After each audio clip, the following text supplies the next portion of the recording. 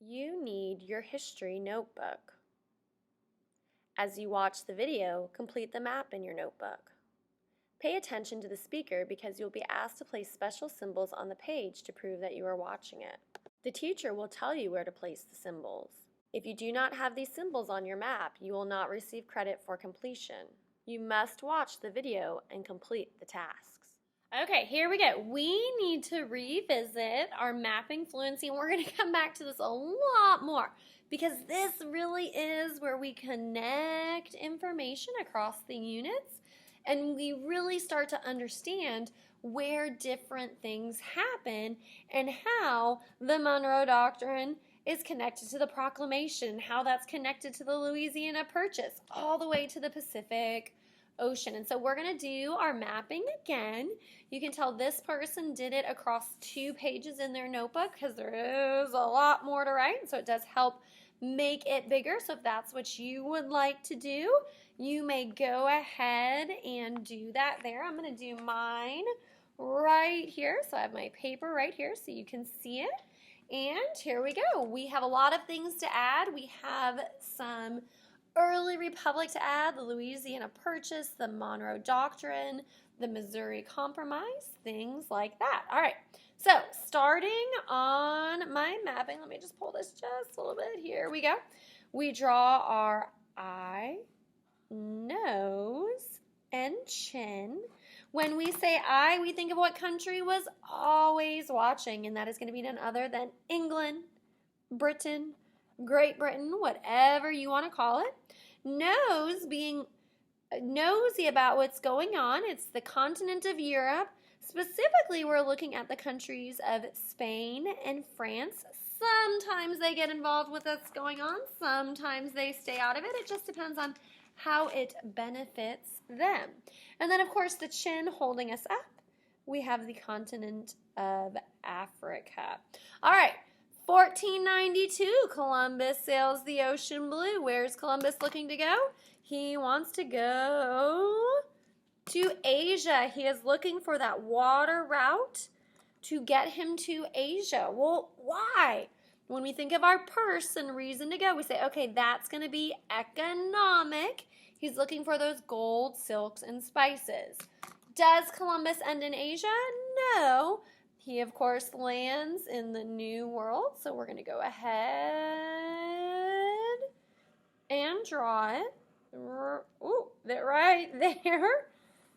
Okay, there is my New World. Obviously, it is not to scale because I want to make sure that I can fit everything inside of it. And why don't we right now, before we forget, make sure, let's put a heart right up here above Maine. Everybody give me a nice heart right there because I love my New World. All right, here we go. We are going to go ahead and label our physical geography on there. I'm, of course, going to be going east to west, starting with none other than the Atlantic Ocean. That is the ocean that Columbus was looking to cross. The natural barrier that prevents westward expansion in the beginning is going to be none other than the Appalachian Mountains. Creating that water route up here, those 5 lakes all together, is the Great Lakes. To remember the Great Lakes, we have an acronym, and that is going to be HOMES. Lake Huron, Lake Ontario, Lake Michigan, Lake Erie, and Lake Superior. That is going to help us remember those 5 Great Lakes all together. All right, here we go. Moving further west, travel, trade, transportation. We have this river right here, America's highway, none other than the Mississippi River. The Mississippi River is going to flow into the Gulf of Mexico right there. All right, adding on to that river, flowing into that river, coming from the east is going to be the Ohio River, creating that good fertile land right there that our Americans are looking to take and get as they look to move west. All right. Still going, we have this mountain range right here. It was hard to cross the Rocky Mountains. I'm going to keep going further west. Manifest destiny. Sea to shining sea is going to be the Atlantic Ocean to the Pacific Ocean. All right, so we have these items labeled. Let's go ahead. We're going to start on our historical geography. How does it connect across the ages? And I'm going to start with my exploration. Of course, I have my Spanish are first. They're right here. They come to the south and to the west. They'll go down into Central America and South America. First reason in my purse, economic. They want money, whether it's gold, it's riches. Second reason is, of course, going to be religion. We have our Catholics right there. And our third is our political. Don't forget, they wanted to convert the native to Catholicism, and then, of course, political to say, this is my land. Land equals power. My second group is going to be my French fur traders. They had a much better relationship with the Native Americans, and they, of course, are there for riches. Furs specifically, they are looking to trade, and then they want to claim land because land equals power. All right, our last exploration group is going to be our English right here. They're going to come to the East Coast, closest to them when they cross the Atlantic Ocean. They are, of course, economic. Remember Jamestown. Religious, trying to convert people. They're Puritan religion. They're also seeking freedom of religion. Political, to say this is my land. And then don't forget the social. Some are in search of a better life. So this exploration is eventually going to lead to colonization. And our mother country that we were talking about, because we're talking about the colonization that leads to the United States, is going to be none other than England. So we're going to go ahead and put a crown on England. All right, the first colony in the Americas is going to be none other than Jamestown, Virginia. So I'm going to put a J right there. That is, of course, going to stand for Jamestown, my Jamestown, Virginia, JV. And Jamestown is going to be founded for economic reasons. So there is my money sign. They're coming in search of gold. They thought they'd strike it rich. They heard all these stories from the Spanish about the gold in America. You would step off the ship and there are mountains of gold.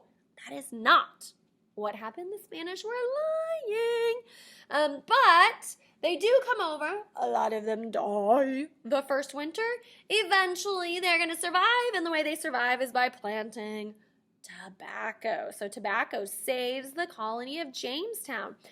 Our second permanent English colony is going to be none other than Plymouth, Massachusetts. And the Plymouth, Massachusetts is, of course, for the Puritans. So here is my religion. The Puritans are looking for religious freedom, and they hope to find it in the New World. These two colonies eventually turn into 13, and when we look at the 13 colonies, we can divide them into regions. Those regions have commonalities that kind of make them the same. And so the upper region is, of course, called New England. Think of Old England, New England. In New England, it is cold, it snows, the soil is rocky, they cannot plant very much. So they're not going to be based upon economics. They are, of course, that religious reason. Religion dominates their life. The Puritan religion. It dominates so much that they're going to build the first schools, the first college, Harvard, to make sure that everybody can read the Bible. All right, New England. How am I going to remember my New England colonies? Well, we have a catchy little phrase. My new hamster runs in circles or cages, whatever you want to say. My new hamster runs in circles. Massachusetts, New Hampshire, Rhode Island, and Connecticut. All right, in New England, they are also going to have a port city that makes it good for trading because they're going to look to trade with England for goods that they need. That port city is going to be none other than Boston, Massachusetts. So I'm going to put a B and a triangle. All right, the next area called the Middle Colonies or the Mid-Atlantic Colonies. So there is my M. Is, of course, going to be my breadbasket and my fur traders. They're looking to make money. They are also social, people in search of a better life. My middle colonies were more accepting of other people. Their mnemonic phrase to know those colonies is New York police need jelly donuts. New York police need jelly donuts. That is New York, Pennsylvania, New Jersey, and Delaware. One of these colonies is unique in that it is also religious, and that is going to be Pennsylvania. So I'm going to add a little religious sign. What religion is there? It is, of course, the Quakers. They are shaking things up, trying to make sure that more people are accepted in the new world. They have that toleration for others. Let me bring you in just a little bit so you can see it just a little bit better. Let me bring this down right here. Okay, the Quakers were shaking things up, trying to make sure that more people were accepted. That's why more people move here. That's why we have that little social figure. All right, my next area is the South, the southern plantations, the cash crops. There is my economic symbol. How are we going to remember the South and their colonies? Our mnemonic phrase is, of course, going to be my very nice cousin sends Christmas gifts. That gives us Maryland, Virginia, North Carolina, South Carolina, and Georgia. All right, one of these is unique because it is not just economic, it is also religious, and that is, of course, Maryland, right there, named after Queen Mary, making sure that the Catholics have a place where they could worship freely. All right, we talked about Boston.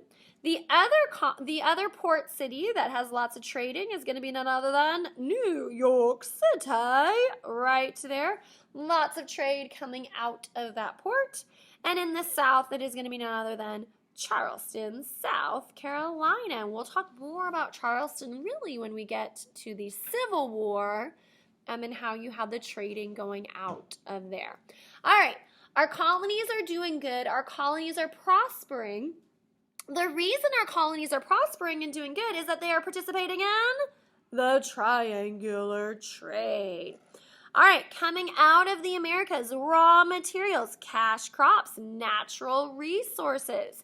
It's going to go to England and Europe. They're going to turn it into stuff. We call that manufactured goods. Guns. The other big thing that they turn it into is rum.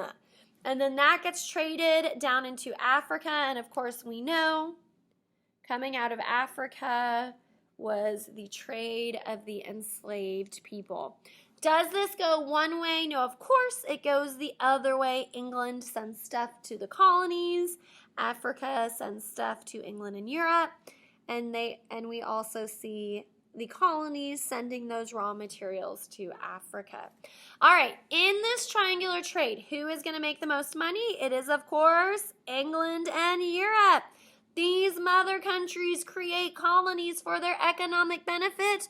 We call that mercantilism, making sure that colonies are created so that the mother country can get money. Mercantilism, M&M, mother country, mercantilism. All right, our colonies are doing good. Our colonies are prospering. They're growing. Our colonies need more land. Where are they going to look for that land at? They are going to go ahead and they're going to look over the Appalachian Mountains into the land that is between the Ohio and Mississippi River. We are, of course, going to call this the Ohio River Valley. But if you notice who's already there, the French. That's going to result in the French and Indian War, where it is the French and Indian versus the British colonists. They're looking to fight.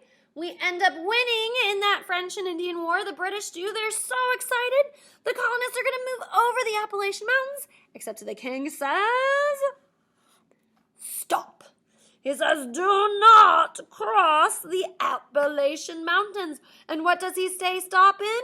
The proclamation. Appalachian proclamation. Proclamation, Appalachian. How do I remember? Appalachian proclamation. Proclamation, Appalachian. I know you're saying it in your head. It's going to help you remember. The king says, stop. Don't go over the Appalachian Mountains. He really does not want to fight with the Native Americans. And the colonists go, what? We just fought in the French and Indian War. We had men in that war. Men who died. We want to go over. And the king says, no. Well, Andy doesn't stop there. He says, oh, by the way, I need you to pay for that war caused by that land. And the colonists go, what? Leading us into the American Revolution. Sugar Act, Stamp Act, Townsend Act. The colonists are angry. The king gets angry. Where do we have a lot of those events of the Revolution, those early events that lead us into it? None other than Boston. I put a little star right there. The Boston Massacre. Those 5 innocent colonists dead. The Boston Tea Party, civil disobedience. Colonists are going to meet at the First and Second Continental Congress in Philadelphia, Pennsylvania. They'll write the Declaration of Independence. They will declare independence. It will result in a war, the American Revolution. We have those battles that we'll do on our timeline. At the end of the Revolution, America wins. Woohoo! They're going to now claim all of the land from the Atlantic Ocean all the way to the Mississippi River. All of this is going to be a part of the new United States of America in the Treaty of Paris, 1783. So the United States is now going to go from the Atlantic Ocean to the Mississippi River. And we have 13 states already organized. They're going to write a constitution. They're going to look at the territory to the west and go, what do we do? And they're going to decide, you know what? We need a process for territories to become states. And they're going to start that process right up here in the Northwest Territory. The Northwest Territory with the Northwest Ordinance setting up the way for the territory to become states. You have to have representative government. You have to have education. You have to have freedom of religion, and the people have a voice. Unfortunately, the government that this was made under, the Articles of Confederation, is not going to last very long. Instead, we're going to switch to the Constitution, where we're going to get our first presidents, and those first presidents are going to pick that new capital for us, and that new capital is going to be located. Here is my M for Maryland. Right here is my Washington, D.C. Right there is the capital for our country. And so with those new constitution, we are going to get the early republic. And in the early republic, we remember our presidents, Will and Jill make more Quaker Apple Jacks. Will, of course, being Washington. And Washington as our first president. On our map, we have our D.C. right there. Washington's going to have to deal with a lot of domestic issues. Now, how is he going to build us up to work together? After Washington is going to be none other than John Adams, because it's Will and Adams is going to deal with stuff going on in France, the XYZ affair, the impressment of the sailors, the Alien and Sedition Acts. He definitely violates our First Amendment. Coming back to the map, though, our third president, number 3, Will and Jill. The J is going to be none other than Thomas Jefferson. And Thomas Jefferson, as the third president, is a plantation owner in Virginia.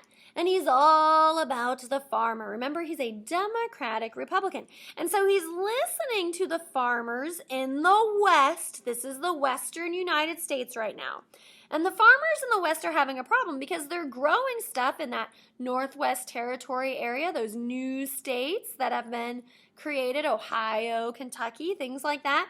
And getting their goods over the Appalachian Mountains is a little hard.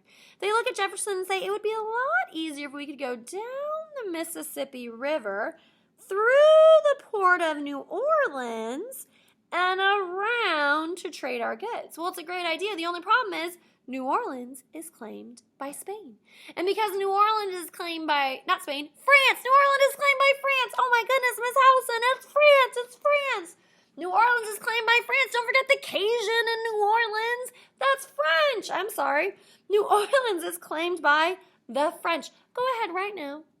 Since I forgot that, let's add another little symbol. Let's put a little star next to New Orleans. Since I totally, oh my goodness, it's claimed by the French. Give me a star next to New Orleans. Okay? So you should have a star down there. All right, it's claimed by the French. Jefferson sends representatives to France, to Napoleon, to say, hey, we want to buy New Orleans. 5 million, 10 million, what do you think? Napoleon says, I ain't going to sell you New Orleans. I will sell you the entire Louisiana Territory. And so Thomas Jefferson is going to make the Louisiana Purchase in 1803, doubling the size of the United States. I know it doesn't look like it's doubled, but I promise he doubles the size of the United States. Now, was Thomas Jefferson allowed to do it? Not really. The president can't buy land, but he did anyways. And so he's going to buy the Louisiana Purchase. When he buys the Louisiana Purchase, he says, hey, let's not forget, we still want to be able to get to Asia. And so he is going to send out 2 men on an expedition. They're going to lead other men, and they are going to follow this river right here. This is none other than the Missouri River. We're going to write it all the way out this time since it is our first time to do it. The Missouri River, M-I-S-S-O-U-R-I, the Missouri River. They're going to go out and follow the Missouri River. They're still looking for a northwest passage. Is there a waterway to the west? Who are those 2 men? It is none other than Lewis and Clark. They go out 2 by 2 like Noah's Ark. They're going to follow the Missouri River. And then they realize, there is no northwest passage because the Rocky Mountains are right there. They do make it over the Rocky Mountains, eventually making it to the Pacific Ocean. Of course, who saves the day? Sacagawea is going to save the day and saves them numerous times. So 1803, the Louisiana Purchase, Lewis and Clark are going to follow the Missouri River to try to get west, and of course they are saved by Sacagawea. All right, after Jefferson, Will and Jill make. M.A. is going to be none other than Madison, and Madison has to deal with the War of 1812. And in the War of 1812, there's lots of different events for you to remember, but let's not forget the poor burning of our capital, Washington, D.C., the British march on D.C. If you remember at this time period, here is our land for the United States. What does Britain claim? They claim none other than Canada. The British Canada is going to be claimed, and so they're going to do a lot of fighting all around this Great Lakes region, looking to get that land. At the end of this war, this forgotten war, we see that nothing really changes. Britain keeps their land in Canada. The United States keeps our land down below the Great Lakes, right down there. All right. Will and Jill make more. M-O, Monroe. Monroe's got quite a few things for us to put on there. Of course, starting with the fact that he's going to add more land. What does he add for us right there? He adds none other than Florida. If you remember, in Georgia and South Carolina, enslaved people were escaping down into Florida. really smart, knowing they couldn't make it all the way to the north, that it was a lot smarter to go down into Florida. They were joining with the Seminole Indian tribes. We get the Black Seminoles of Florida. So they were joining down into Florida. They were escaping. Okay, so James Monroe is going to get us Florida from Spain. It's going to happen in 1819 under the Adams-Honest Treaty. We do need to know the name of this treaty. We do need to remember it. John Quincy Adams was Secretary of State, and he's going to work it out. Adams, Honest, O-N-I-S, where the United States is going to get Florida from Spain, expanding our country, manifest destiny, sea to shining sea. So we have this new territory down there. We still have the Louisiana Territory. This Louisiana Territory is going to start being turned into states. Territories are going to start to apply for statehood. And there's a little bit of a problem while James Monroe is president. It's the era of good feelings. People are feeling great, except adding new states. The territory of Missouri is going to ask to become a state. And so when they ask to become a state, people in the Senate go, oh, hold up, stop. Because if we add Missouri, that is going to be a slave state, and it'll throw out the balance of power between free states and slave states. And so what comes out of it is going to be the Missouri Compromise. So we're going to draw this line. In the territories, there will now be a line. This is the Missouri Compromise line. It is located at the 3630 parallel. And the Missouri Compromise line says that territories that are north of the line will be free territories, meaning that they will not have enslaved people, except the state of Missouri, which is going to be right up here. South of that line, this is where you will have enslaved territories, where the people that are moving to these territories will be allowed to have enslaved people there. And so they make that compromise, and then they go one step further, and they say every time we add a slave state, we will add a free state. So slave state, free state, free state, slave state. They're trying to keep the balance of power equal. So Missouri is going to be added, and then they're going to add Maine up here, right up here.